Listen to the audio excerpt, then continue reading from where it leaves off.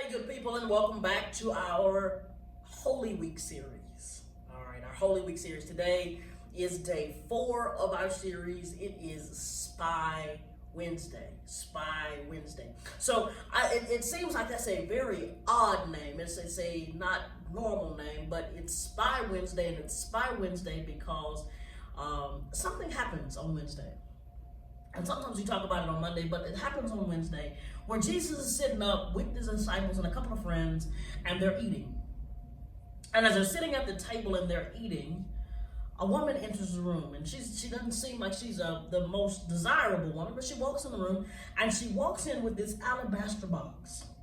And as she walks in with this alabaster box, she pours out the oil that was worth a year's wage, and she begins to worship Jesus with her hair. And as she worships and she pours a perfume on him, and she begins to embalm his body. And that's a foreshadowing of what's going to happen in 2 days. But she begins to embalm his body and begins to worship him with this oil. Now, in her worship was questioned. It was questioned by some disciples, one specifically being Judas.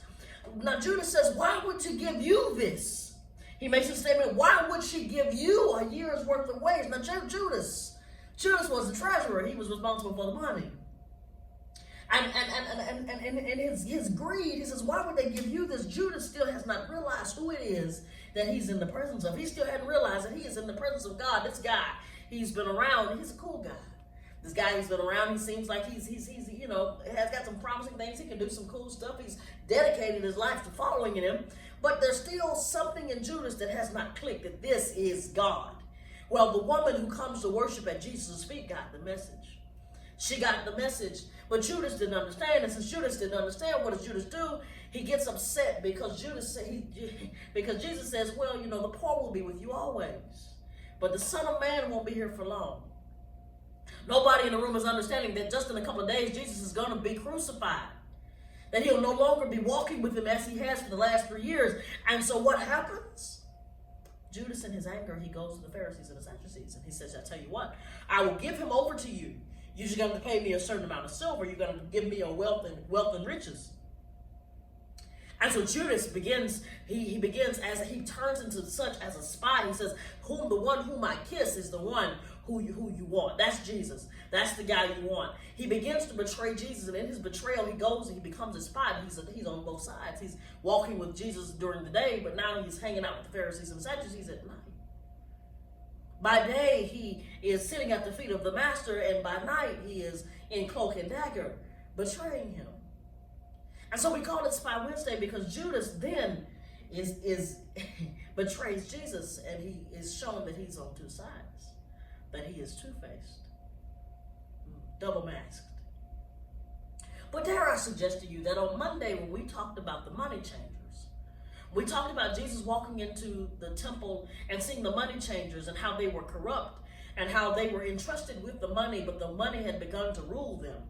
And as the money had begun to rule them, they found themselves guilty. And so Jesus begins to flip tables, and he cleanses the temple because this is unacceptable in his Father's house. It was there that Judas got a warning. That not to be driven by money, because for the love of money is the root of all evil. It is not money that is evil, it's the love of money. And any time money begins to rule you, you begin to lie, and you begin to steal, you begin to take, you begin to deceive, you begin to do things that make no sense. And you'll very well, like Judas, sell your own soul.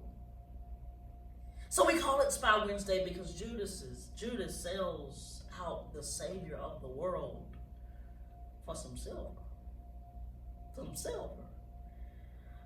But before you toot your nose up, before you throw off and you say that Judas is just so terrible, I want you to look at yourself. Because so often we rush to work. We rush to everything else, to this practice, this rehearsal, this dedication, because it's tied to $1, before we even acknowledge the creator of the heavens and the earth. Before we ever say, "Good morning, God, and thank you for waking me up." Before we ever pause and say, "God, what would you think? God, what is it that you believe?" Before we ever get the opportunity to take a pause and say, Lord, what is it that you'd have me to do? Before we can ever go in any direction. So many of us, we come to church on Sunday, or we even are so lazy that we only will watch it online.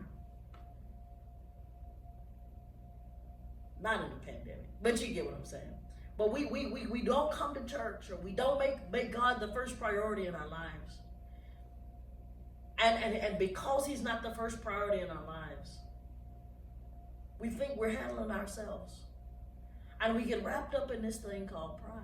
We get wrapped up in this thing called greed. And before we know it, we've done something so heinous, so disgusting, and it wasn't heinous or disgusting at the moment. So my admonishment to you today, take a look. Where do you start? Is your motivation money, or is it that God will be pleased? Is it for God's glory, or is it for the glorification of your pocket?